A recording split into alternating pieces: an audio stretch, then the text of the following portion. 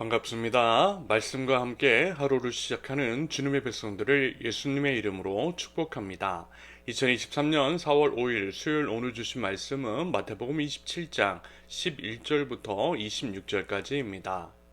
예수께서 총독 앞에 섰음에 총독이 물어 이르되 내가 유대인의 왕이냐? 예수께서 대답하시되 내 말이 옳도다 하시고 대제사장들과 장로들에게 고발을 당하되 아무 대답도 아니하시는지라.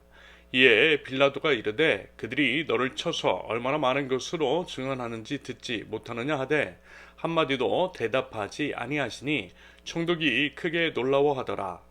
명절이 되면 총독이 무리의 청원대로 죄수 한 사람을 놓아주는 전례가 있더니 그때에 바라바라 하는 유명한 죄수가 있는데 그들이 모였을 때에 빌라도가 물어 이르되 너희는 내가 누구를 너희에게 놓아주기를 원하느냐? 바라바냐? 그리스도냐? 하는 예수냐? 하니 이는 그들의 시기로 예수를 넘겨준 줄 알미더라.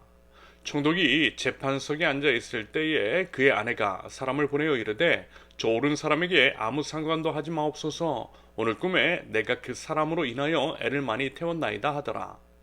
대제사장들과 장로들이 무리를 권하여 바라바를 달라 하게 하고 예수를 죽이자 하게 하였더니 총독이 대답하여 이르되 둘 중에 누구를 너에게 놓아주기를 원하느냐? 이르되 바라바로소이다.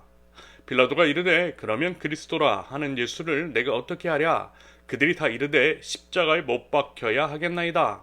빌라도가 이르되 어찌미냐? 무슨 악한 일을 하였느냐? 그들이 더욱 소리질러 이르되 십자가에 못 박혀야 하겠나이다 하는지라.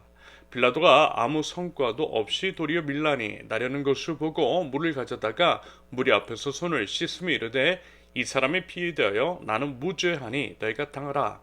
백성이 다 대답하여 이르되 그 피를 우리와 우리 자손에게 돌릴지어다 하거늘. 이에 바라바는 그들에게 놓아주고 예수는 채찍질하고 십자가에 못 박히게 넘겨주니라. 아멘. 오늘 본문을 통해 두 가지로 말씀을 나눠보겠습니다. 첫째, 구차함 변명보다 침묵이 낫다. 11절부터 14절까지. 유대 종교 권력자들에 의해서 그 당시 유대를 지배하고 있던 로마 총독 빌라도에게 넘겨진 예수님. 총독 빌라도는 로마 법에 따라 심판하기 위한 절차로서 예수님을 신문합니다. 그러면서 우리가 이제 주목해야 할 것은 사실 유대 종교 권력자들이 예수님을 고발했을 때에 그 이유가 로마법으로는 전혀 문제가 되지 않는 사안이라는 겁니다. 그것은 그저요 종교적인 문제뿐이었어요. 사실 로마의 경우에는 모든 종교를 인정했으며 오히려 종교를 권장하는 측면이 있었습니다. 그러므로 종교적인 문제로서는 기소나 처벌의 대상이 되지 않는 경우, 처벌이 대상이 되는 경우는 별로 없다라는 거예요. 다만 정치적인 행위, 예를 들어 로마 제국에 대항하는 행위에 대해서는 엄히 처단했습니다.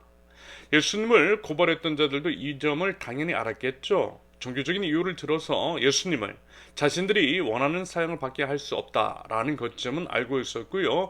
이에 기소의 이유를 이런 식으로 교묘하게 바꿔버립니다. 유대인의 왕이라고 하는 것. 예수님이 스스로를 유대인의 왕이라고 이렇게 주장했다라는 것이고요. 그 의미는 로마 제국에 대항하고 로마 제국을 전복시키고자 하는 의도가 그 안에 숨겨 있다라고 하는 것을 내비쳤던 겁니다. 참으로 악하고 교활한 자들이 아닐 수 없는 거죠. 그 외 다른 고발 내용은 실로 부수적인 것으로서 별 문제가 되지 않는 것들이었고요. 사실 모든 것이 말도 안 되는 모함이었습니다. 아무튼 이런 상황 속에서 예수님의 대답하지 않으셨어요.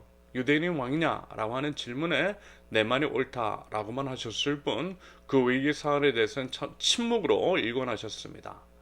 이런 침묵은 신학적으로 봤을 때 1차적으로는 이사야 53장 7절 그가 곤욕을 당하여 괴로울 때에도 그의 입을 열지 아니하였으며 마치 도수장으로 끌려가는 어린 양과 탈강자 앞에서 잠잠한 양같이 그의 입을 열지 아니하였도다 라고 하는 말씀을 이루신 것이고요.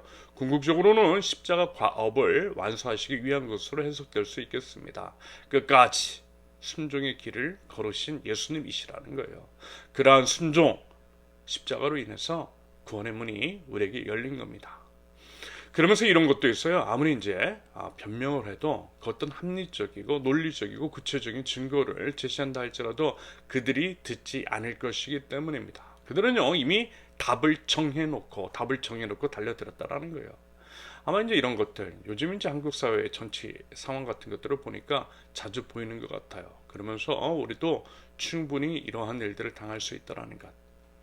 십자가의 이제 삶을 사랑한다라고 할 때 억울한 것들을 당할 수 있다라고 했잖아요. 원래 그런 겁니다. 십자가는요 우리 신앙인의 삶이라는 것이. 아무튼 이제 그런 상황 속에서 우리 신앙인들이 보여야 할 하나의 자세나 태도가 이러해야 한다라고 말씀하시는 것 같습니다.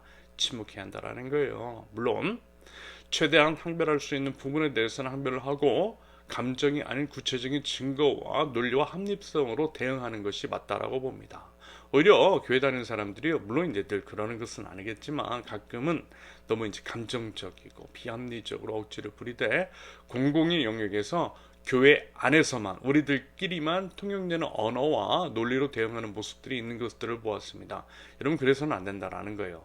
말하자면 공공의 영역 그리고 사회 법 질서 체계 안에서는 충분히 바른 방법으로 적극적인 대응하는 거 필요하다라는 겁니다. 다만 이런 경우가 있다라는 거예요. 한마디로 십자가를 드러내야만 하는 경우, 특별히 의리를 위해서 희생하는 경우, 하나님의 분명한 뜻이 있는 경우가 있습니다. 말하자면 예수님의 십자가 사건과 같은 일들, 논리나 합리적인 내용으로 결코 풀리지 않는 것들이 있다라는 거예요. 그럴 때는요 침묵이 맞다라는 겁니다. 당연히 어렵죠. 힘들어요. 억울해요. 답답합니다. 하지만 그렇다고 해서 해결되거나 나아지지 않다라는 것도 역시 알고 있잖아요. 그런 사람들이 분명히 있다라는 겁니다. 그리고 지금 아마 이런 상황 가운데 있는 분들도 분명 있을 것이라 생각합니다. 그 사정, 그 마음 제가 온전히 다 헤아릴 수는 없지만 그리고 이 말씀을 드리는 것도 참으로 조심스럽지만 우리 하나님 다 보셨고요. 다 아시니 설령은 이제 지금은 아니라 할지라도 결국 회복시켜 주실 줄로 믿습니다. 우리 예수님을 부활케 하여 주신 것처럼 말입니다. 사람에게는 입을 다물고 대신 하나님께 입을 크게 열자라는 거예요. 우리 예수님처럼. 부디 꼭 믿음으로 힘을 내실 수 있기를 바랍니다. 선하신 주님께서 선한 일을 행하여 주실 줄로 믿습니다. 둘째, 사람 눈치 볼 때 정의는 사라진다. 15절부터 26절까지.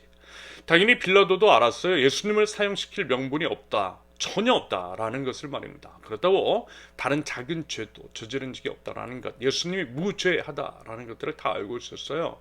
게다가 자신의 아내도 꿈 이야기를 하면서 예수님의 재판에 대해서 한마디 거들었기 때문에 마음이 쓰였던 겁니다. 이런 이유로 빌라도가 예수님을 풀어주려고 했던 거예요. 하지만 결국에는 예수님을 채찍질하고 십자가에 못 박히시도록 넘겨주었다라고 하는 것. 그럼으로써 지금까지도 본디오 빌라도라고 하는 이름이 악명을 떨치고 있게 된 거예요. 예수님을 사형시킨 장본인, 진실과 양심을 거스르고 불의에 굴복한 사람.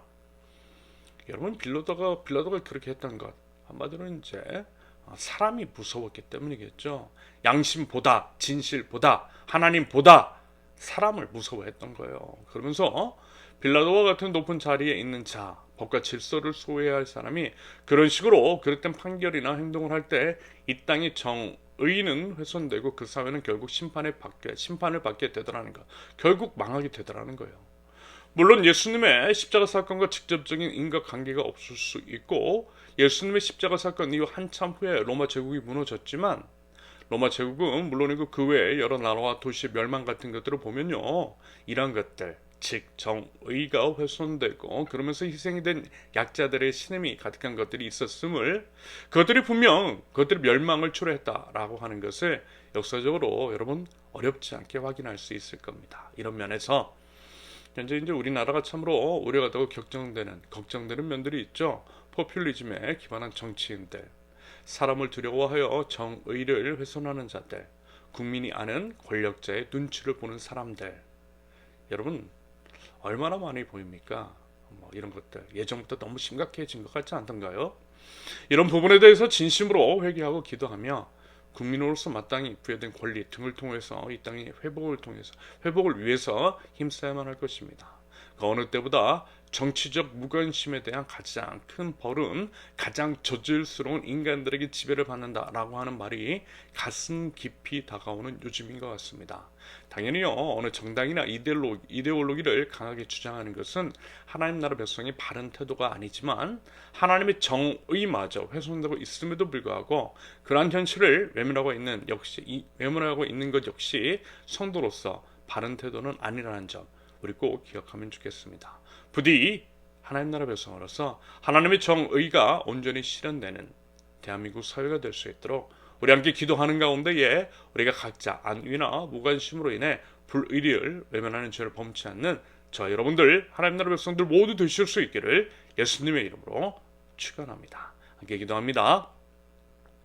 이 땅에 하나님의 정의와 공의를 위해서 모든 삶을 들이시고 십자가에 매달리신 우리 주 예수 그리스도를 바라봅니다. 예수님을 바라보며 주님의 길을 따라 걷기를 원합니다. 비록 두렵고 어렵고 힘들고 때로는 억울한 일, 모함, 비웃음, 비방 같은 것들을 받을 수 있지만 우리 예수님 그러하셨던 것처럼 주님의 의를 위해서 견뎌내게 하시되 때로는 똑같이 대응하기보다는 선으로서 끝까지 평안한 방법으로 대응할 줄 아는 용기와 믿음을 허락하여 주옵소서. 사람 앞에서는 입을 닫고 하나님 앞에서 입을 크게 열기를 원합니다. 모든 것들을 다 보셨고 모든 것들을 다 아시는 주님, 이 땅에 회복을 구하오니 주님 응답하여 주시옵소서. 사랑하는 조국 대한민국을 위해서 기도할 때에 하나님 이 땅을 불쌍히 여겨주시고 하나님 바라기는 이 땅의 위정자들이 하나님과 국민을 두려워할 줄 알게 하시며 대한민국 가운데 이 온전한 정의가 실현될 수 있도록 우리 하나님 은혜를 베풀어 주시고 특별히 하나님 나라 백성들을 사용하여 주옵소서. 하나님, 저희 안위와 편안함 때문에 불의에 무관심하거나 그것들을 외면하는 죄를 범치 않도록 우리 하나님 저희를 주님의 의로운 팔로서 하나님 붙들어 주시옵소서. 예수 그리스도의 이름으로 기도합니다. 아멘. 하나님께서 오늘 주신 말씀과 각자의 기도 제목을 놓고 잠시 기도합니다.